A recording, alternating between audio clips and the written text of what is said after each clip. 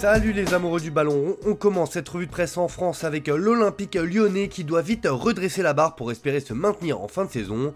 Les Lyonnais sont actuellement 18e et dernier de Ligue 1, alors le mercato hivernal risque d'être agité. Le journal L'Équipe estime donc ce matin que ce sera un mercato plus ou moins sage, alors que les dirigeants lyonnais vont très bientôt rencontrer Bruno Genesio, l'entraîneur intérimaire Pierre Sage, jouera gros dimanche contre Toulouse. Enfin autorisé à recruter, l'OL vise des joueurs capables de le sauver de la Ligue 2. Les propriétaires du club ont promis de lâcher au minimum 50 millions d'euros pour recruter 5 voire 6 joueurs. Dans les pistes de choix, on retrouve le Rennais Baptiste Santamaria comme on vous l'avait révélé il y a une dizaine de jours. En défense, le Marocain Naïef Aguerd plaît beaucoup mais semble impossible à boucler car son prix est trop élevé et il est titulaire à West Ham. Toujours au milieu, le joueur du Betis Guido Rodriguez et celui de l'AC Milan Rade Krunic sont ainsi cités. En attaque, Saïd Benrahma et Largi Ramazzani sont aussi visés. Enfin, pour concurrencer Alexandre Lacazette, l'OL pense à Hugo Ekitike. Placardisé au PSG, l'ancien Rémois voit une belle porte de sortie s'ouvrir pour se relancer en deuxième partie de saison. De son côté, le Progrès rapporte que l'OL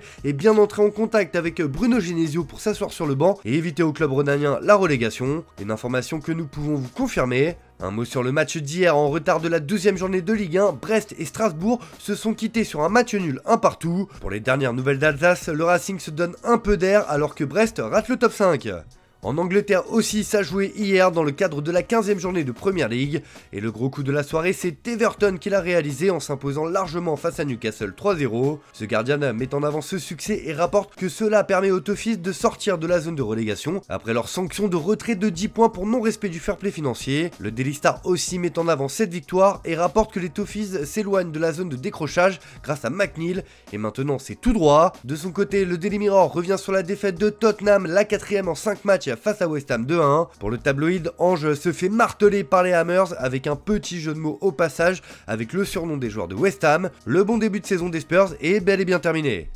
On reste de l'autre côté de la Manche avec l'actualité de Manchester United qui fait encore couler beaucoup d'encre. Ce matin, le Daily Mail annonce que les stars de Manchester United demandent à Ten Hag plus de jours de repos, mais le quotidien indique également que le manager néerlandais a refusé cette requête. Erik Ten Hag refuse de se plier aux demandes des stars de Manchester United qui réclament plus de jours de repos, annonce le journal. Ces dernières semaines, le coach des Red Devils a reçu plusieurs plaintes de la part de membres du groupe professionnel concernant leur charge de travail et plus particulièrement le nombre limité de jours de repos qui leur sont accordés.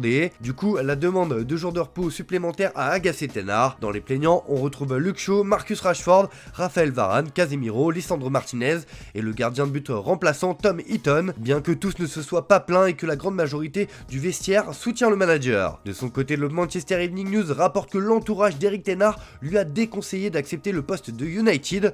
En tout cas, Ten Hag ne lâche rien malgré les critiques. On file en Espagne où c'est le prochain mercato estival du FC Barcelone qui fait les gros titres et le club catalan veut du renfort au milieu de terrain l'été prochain. Selon Mundo Deportivo, le Barça cherche son nouveau Yaya Touré. Et 3 joueurs cochent les critères recherchés par les dirigeants blaugrana. Youssouf Fofana, Amadou Onana et Bruno Guimaraes, dont les profils sont similaires à celui de Yaya Touré, sont recherchés par le club catalan. Dans tous les cas, le Barça devra mettre la main au portefeuille pour arracher l'un de ces joueurs car ils ont une sacrée cote sur le marché des transferts.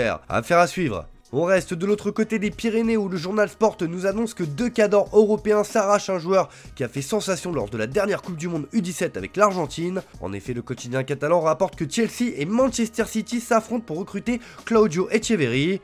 L'équipe de Pep Guardiola a pris les devants pour le petit diable, mais les Blues sont prêts à tout mettre en œuvre pour le recruter. Le jeune Argentin de 17 ans qui évolue à River Plate suscite l'intérêt de toute l'Europe, à l'image des clubs comme l'AS Roma, l'AC Milan, le Feyenoord, Genk, le Real Madrid, le PSG et le FC Barcelone. Sous contrat jusqu'en décembre 2024 et disposant d'une clause libératoire de 25 millions d'euros qui peut grimper à 30 millions d'euros en fonction de la date du transfert. Celui qui est souvent comparé à Lionel Messi va devoir faire son choix parmi de nombreux prétendants.